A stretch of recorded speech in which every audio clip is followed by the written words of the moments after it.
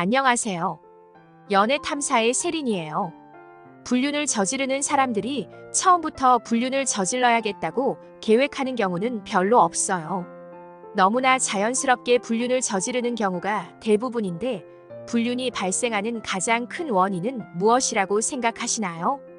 가장 큰 원인 중 하나는 새로운 이성과 함께 있는 시간이 많을 때 불륜을 저지르게 된다는 거예요. 구독과 좋아요, 알림 설정은 영상을 만드는데 큰 힘이 됩니다. 잊지 말고 부탁드려요.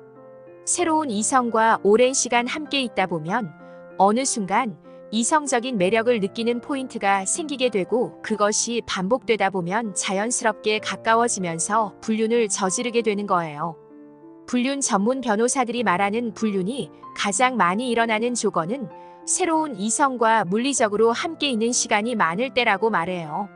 직장에 다니는 유부남들과 유부녀들은 하루의 대부분 시간을 회사에서 보내게 되는데요. 이때 직장 내에서 일어나는 일들에 대해 직장의 동료는 많은 부분 공감을 해줘요. 부부라 하더라도 직장에서 일어나는 일들을 일일이 설명하기도 어려울 뿐만이 아니라 일에 대한 공감대가 없기 때문에 대화를 이어나가기가 어려워요. 그러나 직장의 동료는 직장 생활에서 서로 이해하는 부분이 많다 보니 함께 술이라도 같이 하게 되면 힘든 일이 있을 때 서로 위로가 되는 것도 사실이에요. 남자 동료들끼리는 여성처럼 섬세하게 위로를 받기 어렵고, 남자 또한 여자 동료에게 좀 더 따뜻한 말과 행동이 나오기 쉬워요. 그래서 사내에서 부부처럼 다정하게 지내는 남녀를 오피스 와이프 또는 오피스 허즈번드와 같은 표현을 쓰게 되고, 더 나아가 불륜으로 발전하게 되는 경우가 많아요. 조사기관의 연구에 따르면 여성이 불륜을 저지르는 대상의 27.9%가 직장 내에서 일어난다고 해요.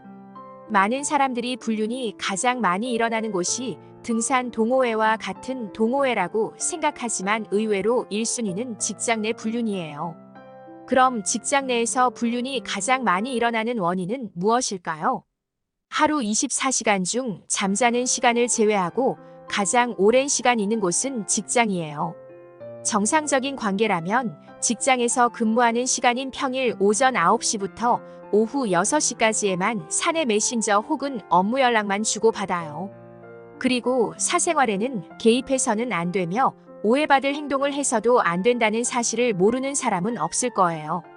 그런데 회사에서의 관계가 사내 동호회, 회식, 출장 등으로 이어지고 술자리와 사적인 만남이 진행되다 보면 어느새 배우자의 존재를 망각하고 불륜으로 관계가 발전되기 쉽다는 거예요. 직장에서 있는 시간은 돈을 벌기 위해 있는 것이기 때문에 항상 실수하지 않기 위해 긴장하게 돼요. 그런데 직장에서 하는 실수에 대해 위로해주고 격려해주는 이성의 동료가 있다면 직장 생활을 하는데 큰 활력소가 되는 거예요.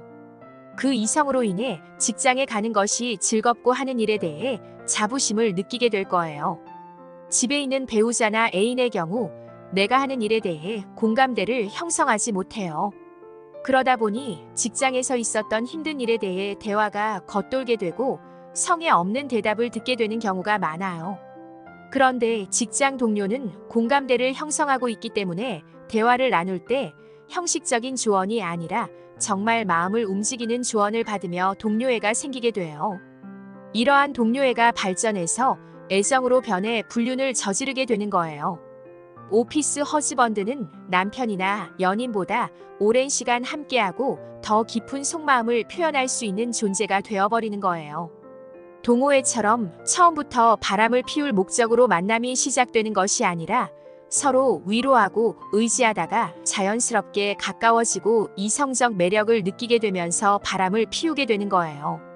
이것은 직장 내 불륜이 동호회에서 바람을 피우는 것보다 더 큰 문제가 될 수 있다는 거예요. 동호회에서의 바람은 단순한 호기심에서 시작한 불륜이지만 직장 내에서의 바람은 뿌리부터 신뢰와 믿음을 바탕으로 시작한 불륜이기 때문에 더 큰 문제가 돼요.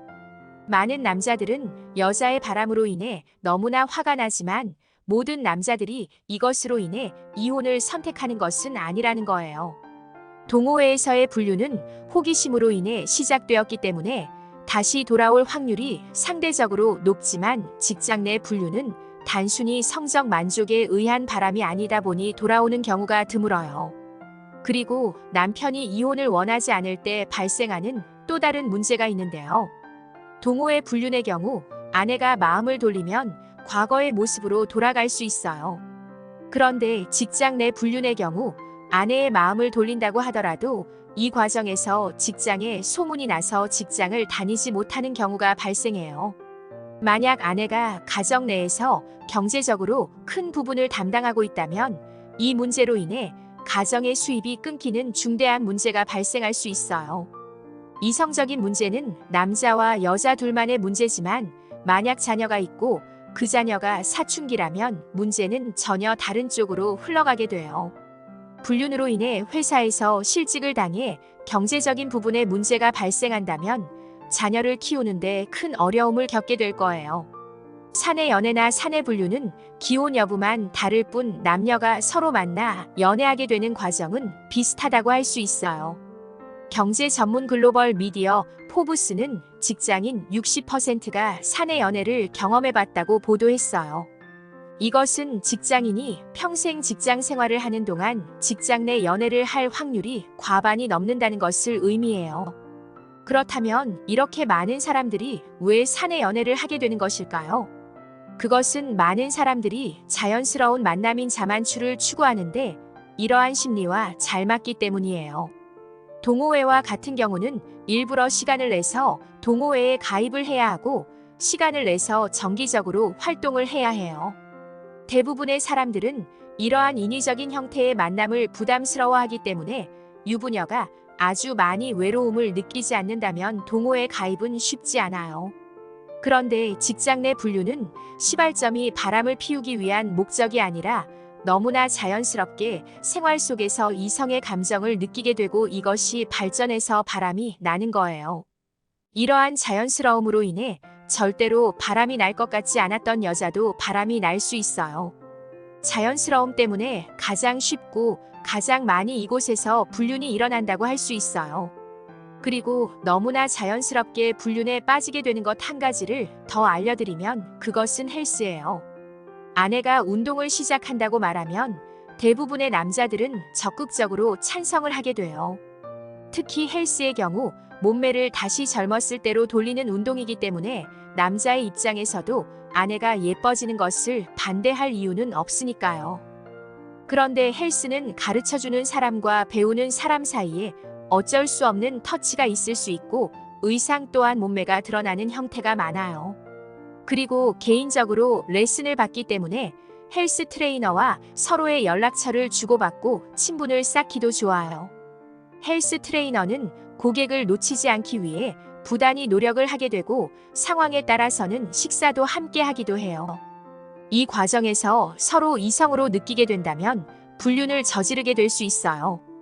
그뿐만이 아니라 헬스를 한 여자는 달라진 몸매를 자랑하고 싶어 SNS에 노출 사진을 올리게 되고 수많은 남자들로부터 DM을 받게 되고 낯선 남자와 만남까지도 이어지는 경우도 있어요. 이렇게 자신의 몸매에 집착하다 보면 피지컬이 좋지 않은 남편이나 남친에 대해 소홀해지고 피지컬이 좋고 허벅지가 튼실한 낯선 남자에게 관심을 갖게 돼요. 헬스를 하면서 알게 된 몸 좋은 남자들이 주변에 들끓으니 자연스럽게 바람을 피우게 되는 거예요. 이렇게 불륜이라는 불안정하고 당당하지 못한 관계가 지속될 경우 부정행위자와 배우자의 문제로 끝나는 것이 아니라 가정 전체가 불화에 빠질 수 있으며 아이가 있는 경우 가정 불화로 이어질 수도 있어요. 또한 부정행위의 상대방도 가정이 있는 사람이라면 한 번에 두 가정이 파탄으로 이르는 결과가 발생할 수도 있다는 점을 명심해야 해요. 금단의 열매라고도 하는 불륜, 한 번 발을 잘못 들이면 다시는 빠져나올 수 없는 구렁텅이에서 살아가야 할 수도 있으니까요. 연애 탐사는 중년들의 삶의 질을 높이는데 도움을 드리기 위한 채널입니다. 여러분의 행복한 연애를 응원합니다.